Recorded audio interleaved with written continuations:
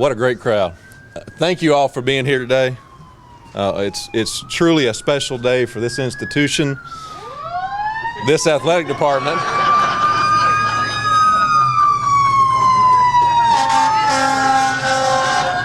As part of the program.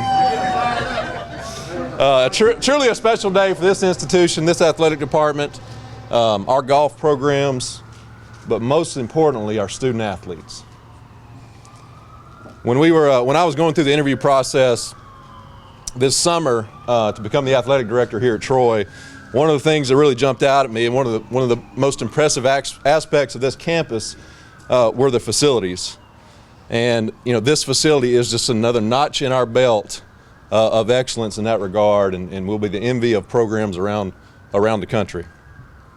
I want to thank the people on campus and our donors for helping make this possible. This is, like I said, a truly special day, and one that I think we'll all remember very fondly for a very long time. At this time, I want to introduce our first speaker today. This is his 14th year leading Troy golf. Currently as the director of golf and head men's coach, but he also served as both heads men's coach and women's coach for 11 years. Both programs have enjoyed tremendous success recently, with our women's team winning back-to-back Sun Belt Conference championships, and our men's team receiving an at-large bid to the NCAA tournament. But just as importantly, both teams continue to be successful and represent Troy at the highest level in the classroom and in the community. Please welcome Coach Matt Terry.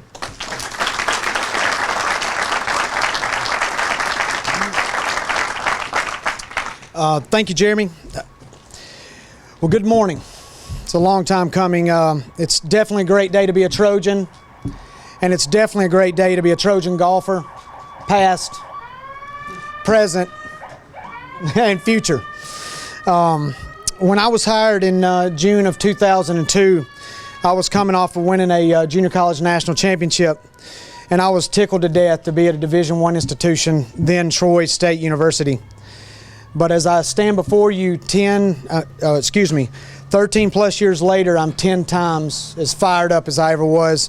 I know Tony Ferranti loves to joke with me about how excited I was to be here back then, and I'm even more excited today because of our recent successes and what you see behind me over my shoulders. I never imagined any of this could happen.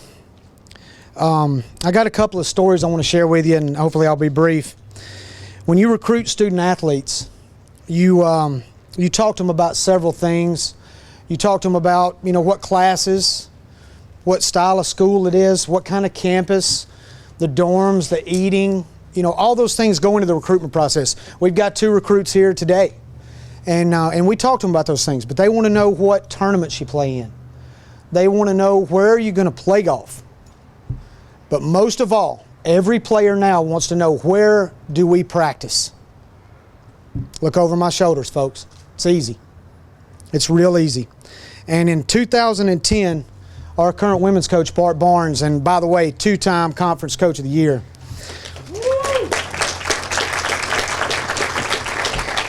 We were recruiting a group of 9 individuals, both ladies and guys, and I don't know sometimes if we were maybe selling them a little bit of a lie, or we were stretching the truth, or what was going on, but we knew the arena was coming.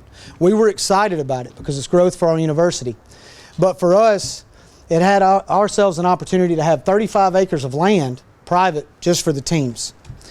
And we talked to them about that stuff. I mean, we had players nationally ranked very high that were committing to us. And I'm just glad that they got to see this, and that the women's team winning 2 conference titles. There's no mistake why that happened. Stroke averages go down. No mistake why that happens. The guys going to regionals last year as an at-large.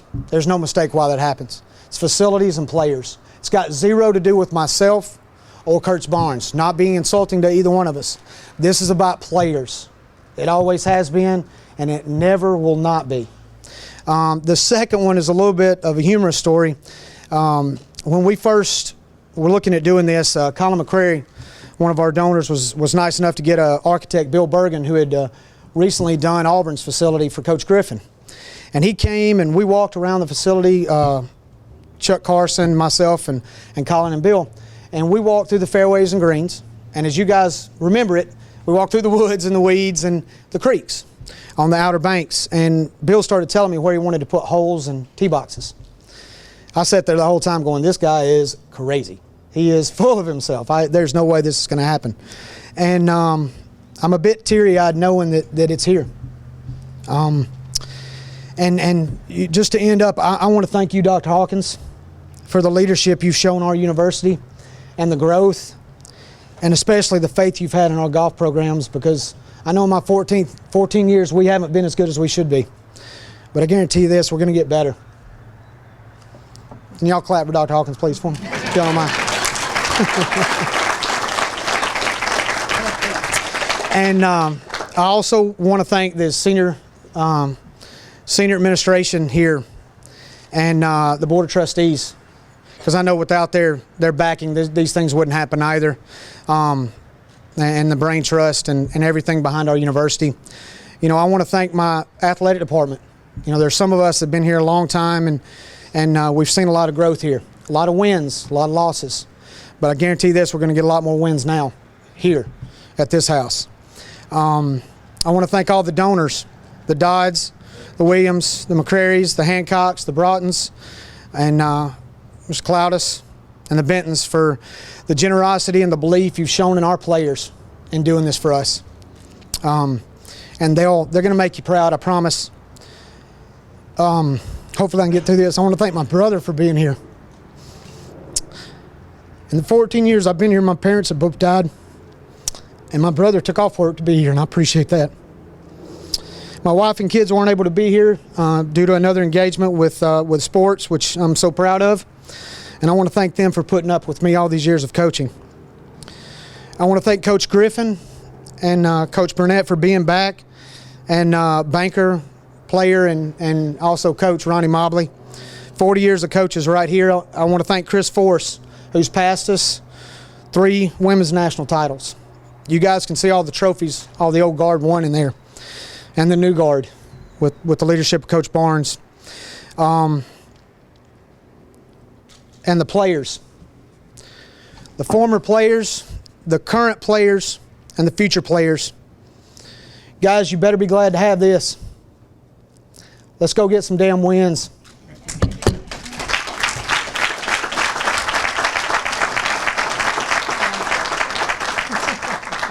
I'm sorry, I almost forgot.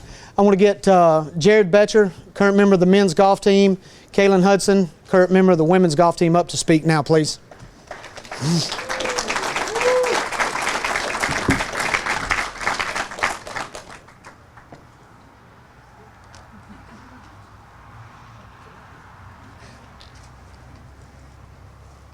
Good morning, everyone.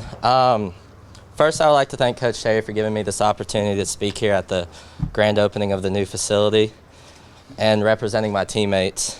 We're all honored to be here today to help open this beautiful facility. None of us would have been possible if it wasn't for Chancellor Hawkins and everything he's done for us, and all of the donors that help support us and get us to where we are today. Also, thank you for everything you did and helping beginning the new era of Troy. I have to admit, when I was first being recruited here, it took me a little while to get convinced.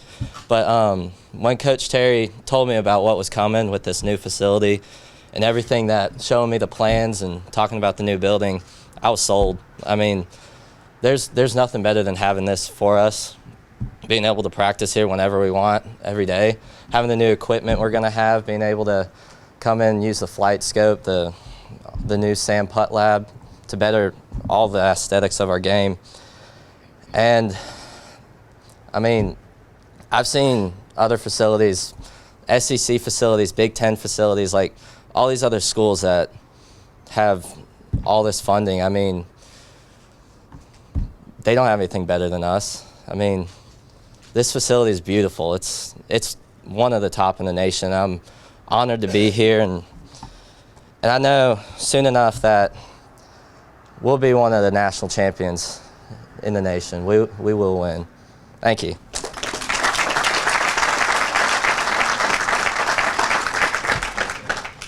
Hi, everybody. I promise I'll only take a minute to every time. My name's Kaylin Hudson. I'm a fifth-year senior here. I'm working on my master's. 4.5 years ago, I came here as a freshman, and now looking back, I can admit I didn't know half as much as I thought I knew. But being a part of this team and all these amazing people for these past 4.5 years has taught me more than I ever thought that I would learn. A lot of hours. A lot of sweat and tears, a little bit of blood has gone into this program. And a lot of those hours came from freshman year, primarily because we were too terrified to be the first person to leave practice. But I was lucky enough to have Coach Terry as my coach for the first 2 years here. So thank you, Coach, for giving me a chance and believing in me. And then for the last few years, Coach Barnes has been leading the way. So thank you to you for believing in me even when I didn't believe in myself. This facility has been in the works for a long time. I've been hearing about it for 4.5 years. So to finally see it completed is amazing. It's awesome. It is beautiful. It's more than what we thought it would be. We now officially have absolutely no excuse as to why we can't practice. So I don't really know if I want to thank you for that, but yes, I can. But honestly, I believe I speak for everyone, the boys and the girls golf team. We appreciate this, everyone that made it happen. The Chancellor for, believing in us and all the girls and guys team for putting all the hard work in and getting us to where we are today. So we appreciate it. It's only going to make us better, and we hope to make you proud. So thank you.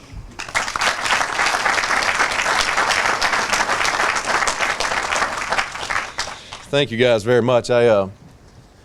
On days when my job is difficult, I get a chance to, I just try to go spend a few minutes around our student athletes, and it makes everything better. You guys can see that. They're a special group, and that's why we do what we do, and very excited about today, but most importantly, excited for them. Earlier I mentioned that during the interview process for this job, and that was taking place this summer, the facilities really jumped out at me, and one of the really appealing aspects of this opportunity. But another key factor, and even one that trumped that in my decision, was the outstanding leadership here on campus. Dr. Jack Hawkins has led this institution for 26 years and has been committed to the success of intercollegiate athletics at Troy, just like he has every aspect of this institution. This commitment includes providing the best facilities for our student athletes, and this facility is further proof of his commitment to excellence. Before I bring him up, I want to recognize the First Lady of Troy, Miss Janice Hawkins. Thank you for being here, Miss Janice. Thank you for your leadership, your continued support, and everything you do for this institution.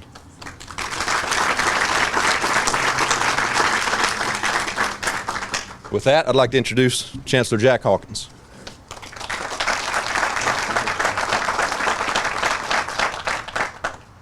Thank you, Jeremy, and thank you for your commitment to Troy University. It was we had many applicants for that position from all over this country, and we settled on a gentleman I think is the right man at the right time to take us to the next level. And so I appreciate Jeremy and appreciate the coaches. My goodness, Matt and Bart, thank you. All the other members of our staff. You go through life and you realize it's just a process of standing on the shoulders of others. And you're fortunate to stand on the shoulders of giants. I know I continue every day to remember Dr. Ralph Adams and the giant that he represented for 25 years here, and to think that collectively he and I and our brides have been part of this great institution for a half century is a little bit overwhelming. And Kaylin, I agree with you, sweetheart. I don't know nearly as much as I assumed I knew 26 years ago. So I know that feeling, and that's part of the growth process. I want to thank the coaches, Coach Burnett, Coach Griffin, Coach Mobley. Thank you for helping create here a great tradition.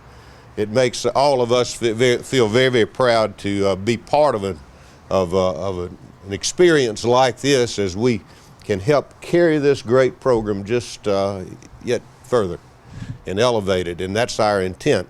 I'd be remiss, though, if I didn't take just a moment of personal privilege here to introduce to you a group of guys that literally have come from all over the country.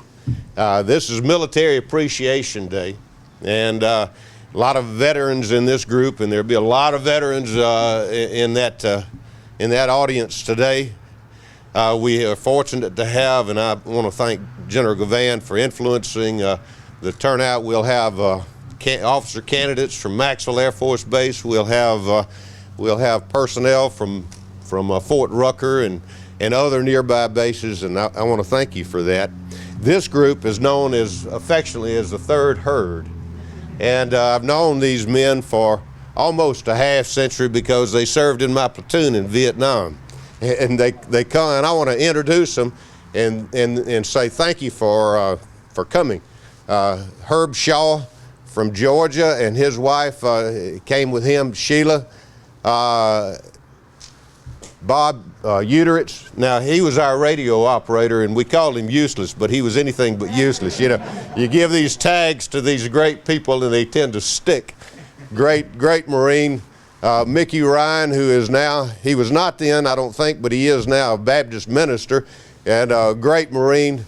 Fred DuPont. Now, Mickey's from Virginia. Bob is from upstate New York, so these guys have come a long way to be part of this. Fred DuPont from Jacksonville, Florida, and Paul Kozak, who comes to us from New Jersey. So I wanted you to know that these guys love Troy University. This is not their first trip here, and I don't want it to be their last. Please welcome the Third Herd.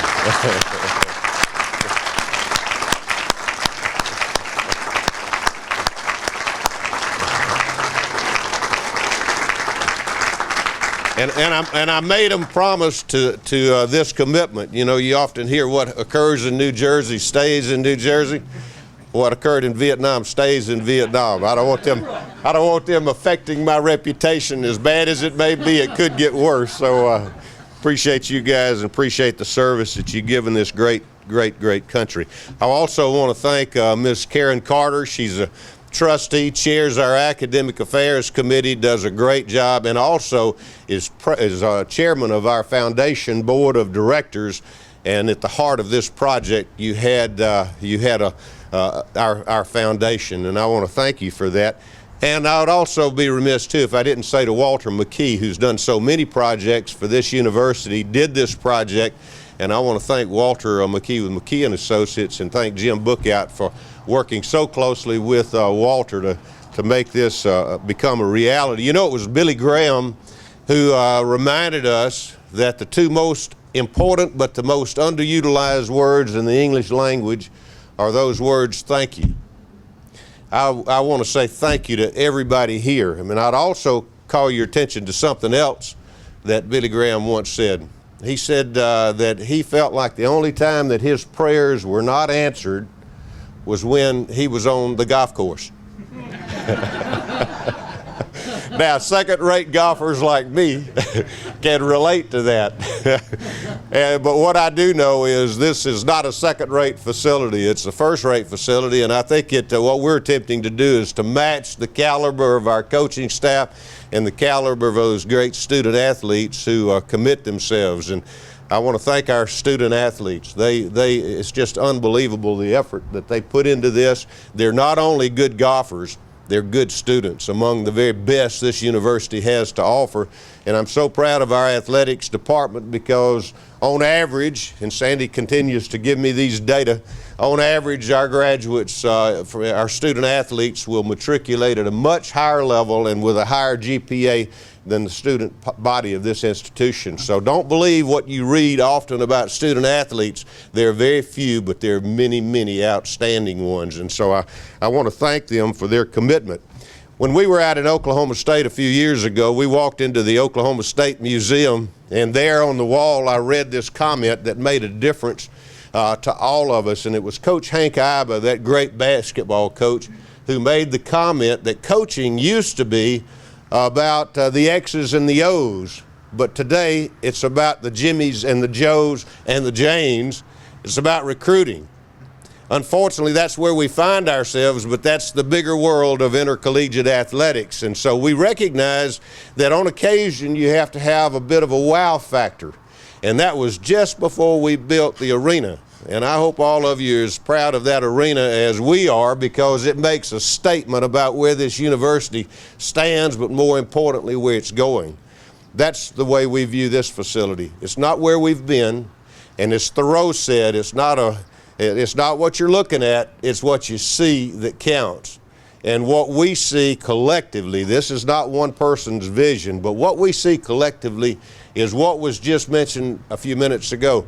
We don't want to be competitive on a regional basis, we want to be competitive on a national basis.